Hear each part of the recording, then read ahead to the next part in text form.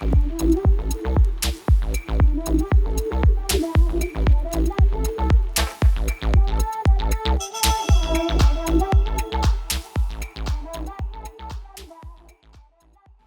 is Tony Cooper, and I'm just sitting down.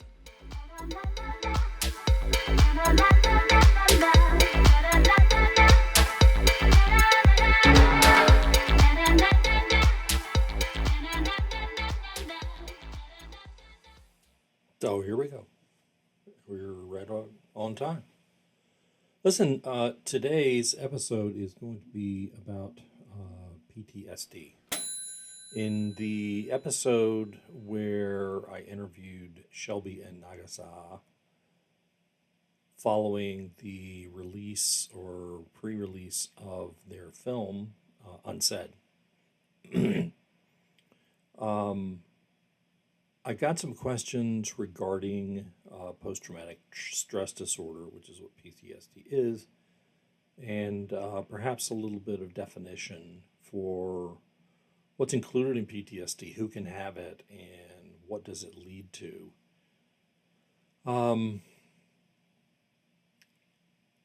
PTSD is a rather broad category of responses to what can be a physical or psychological element in someone's life. PTSD became most prominent after some of the Middle Eastern wars. Soldiers were coming home and they were despondent. They were unable to basically function on a regular basis. They avoided people, places. They didn't want to go do anything, activities, objects, just, all the regular stuff that you and I may consider normal. And of course, they were reporting things like flashbacks, nightmares, and other memories that they didn't actually even incur, because these are things the mind has this tendency to make shit up, to more or less identify with what is going on. And by identify, I kind of mean this could also happen. Imagine you're going to sleep and you're thinking, well, I have $500 and that's going to go toward these three bills that I have to pay. And then your mind makes up a scenario where there's another bill you have to pay. The refrigerator dies, or your air conditioner goes out, or something like that, and you don't have money to fix it. That's also an involuntary type of thing that is caused by the stresses related to PTSD.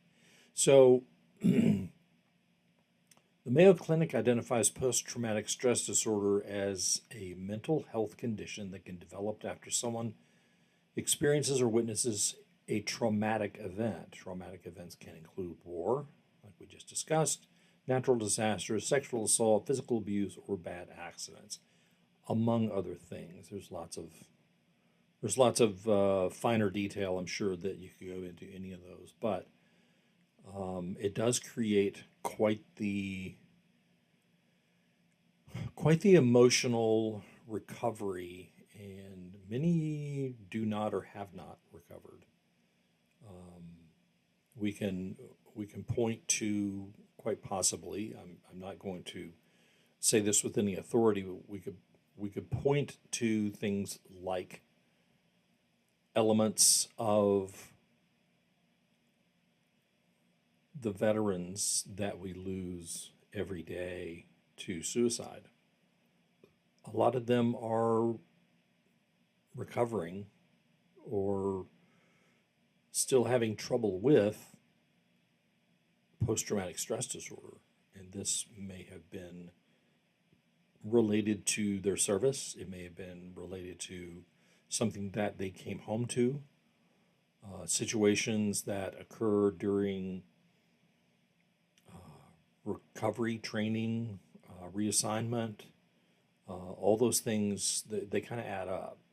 And these are things that get lumped into post-traumatic stress disorder because it only takes one trauma to have post-traumatic stress disorder. And additional definitions or additional information about PTSD include this again from the Mayo Clinic. To meet the criteria for PTSD, a person must have symptoms for longer than a month, and the symptoms must be severe enough to interfere with aspects of daily life. Most people recover from initial symptoms over time, but those who continue to experience problems may be diagnosed with PTSD. What I have experienced with people I've discussed this with is when they know that there's something wrong, it may not necessarily come from something recent.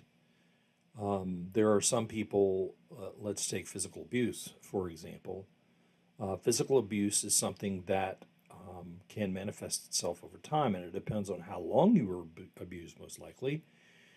But imagine a scenario where you're married to this wonderful person and they were amazing while you were dating, and when you got engaged it was so romantic, and then after you get married they start ranting about things. They start getting upset about things that don't make any sense to get upset about to you, and physical abuse begins. And it continues until someone changes the circumstances. It's not up to me to determine what those circumstances might be or how the change occurs, because that's going to be individualized by each person.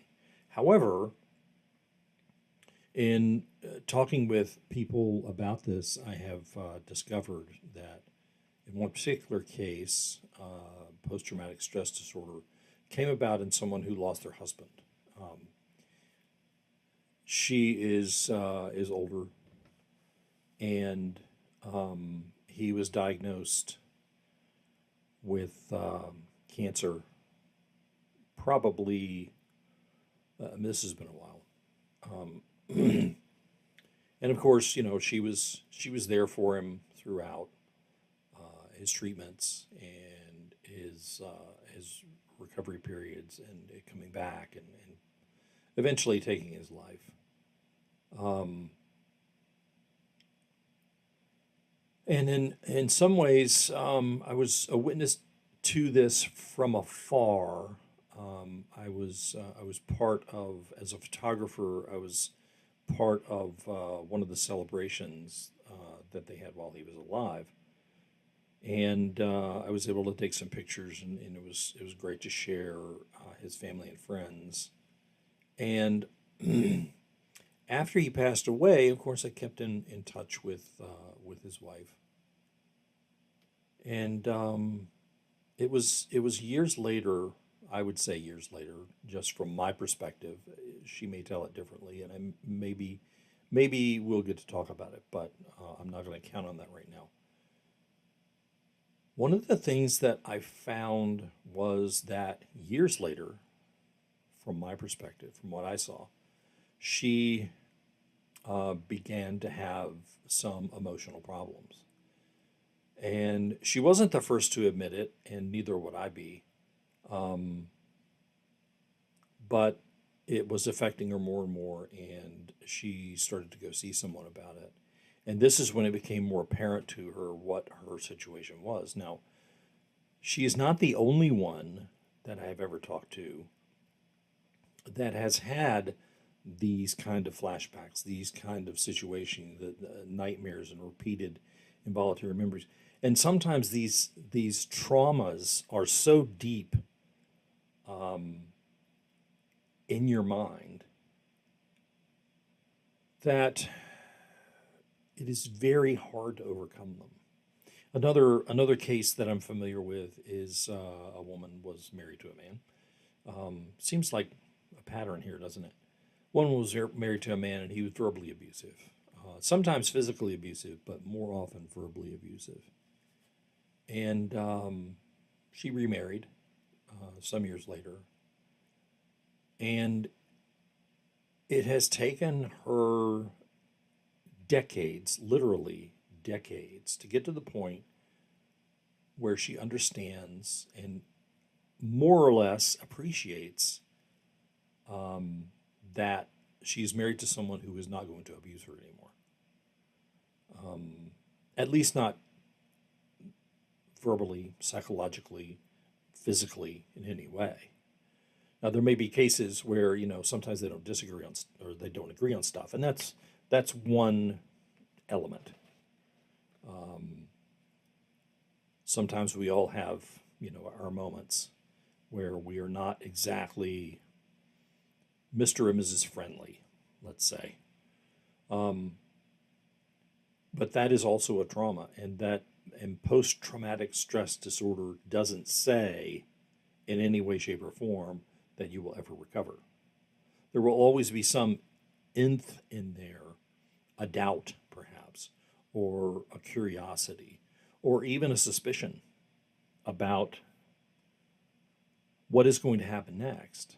And I think that's one of the most debilitating factors related to post-traumatic stress disorder that so many people don't understand. One of the things that I try to realize for myself, because I speak to so many people about things like this. And remember, I'm not a doctor in any way, shape, or form. I just have access to ChatGPT, Google, all the AI tools, and I look stuff up. And the Mayo Clinic is a great resource for stuff like this. There's other resources, National Institutes of Health, for example. And I realize that regardless of what people do or say related to their struggles with PTSD or any kind of trauma that causes them to respond outside of what you might consider the norm for them, it's always something that lingers. And I think we've all had those kinds of things, and they may not be to the level of PTSD. They may be something that you remember from your childhood. I, for example, remember a dream that I had where I got chased by a goat, and I fell and I hit a fence outside my house where I grew up. And the last thing that I remember from the dream is that the goat was coming to get me. And that's, at the time, of course, that is a small trauma. It doesn't haunt me now. It's not something that's ever haunted me, but it is something that I remember from time to time. And I think that those are consequential. Those are not necessarily related to anything. And I'm not getting into dream interpretation in any way, shape, or form, but I did want to make sure that you understood that PTSD is not necessarily something that is a broad blanket that covers every type of incident or trauma that is related in any way to how you and I deal with our daily lives. So going back to Shelby's interview, the experience of PTSD feels a lot like, for some, now, I am not, have not experienced PTSD, and not in that form, or in any form for that matter. I do not claim to have any type of post-traumatic stress disorder, either mild or heavy, in any way. I am a sympathizer more than I am somebody who has gone through this. And there's lots of other psychological issues that I have experienced and am still experiencing, but PTSD, thankfully, is not one of them. But I did want to get back on here and go kind of through a few things again, as I just did, and hopefully help people understand that post-traumatic stress disorder is debilitating psychologically for the people who have been through it. And my hope for them is peace. And my hope for you and others is to realize just how real this is for them. It's not a weakness. It's in no way a strength. It's not something that indicates that they are weak, that they are faking it. It's something that they need. They don't even need your pity. They don't need your help. They need to be better. They need to get better. And they can only do that if they seek help. And if you are someone who can point them in the right direction or point somebody in the right direction to them to help them, do that. But if you're one of the people who pities or shuns or avoids or even laughs at them, grow up, because it's not about you. It's about them. They need the peace and they need the time. And I hope you can see your way clear to give it to them. There are some additional PTSD resources I will put at the end of this video, of this episode. One of the things that you can do if you are suffering from PTSD and you're having in a moment, and it's leading to something that could be disastrous, and we all know what that means. There is an emergency number very similar to 911. Obviously, if something is really going on and you need immediate medical attention, please call 911. But if you are having a moment and you are thinking about things that you shouldn't, call 988. 988 is a hotline. It is operated by people who know how to help you. They are trained crisis counselors. They can help you in a number of ways.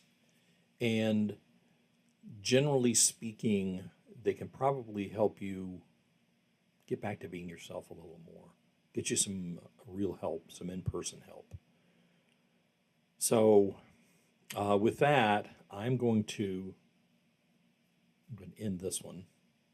I think I've driven it in enough that I hope if you're listening and you are having a bad day, call someone. 988. Those are the kinds of people who will answer the phone and immediately know how to help you. You don't have to describe it to yourself. You're going to call and they are going to walk you through it. So call for help. If you don't need help and you just need an ear, you have friends. I can be a friend. I always post my email address, and of course, with the myriad of channels that I have through my podcast, YouTube, Facebook, TikTok, where these episodes aren't nearly as long, they're fairly short. It's a big deal for people who have it and need the assistance. So get some help. Everybody else, be kind. Stay tuned.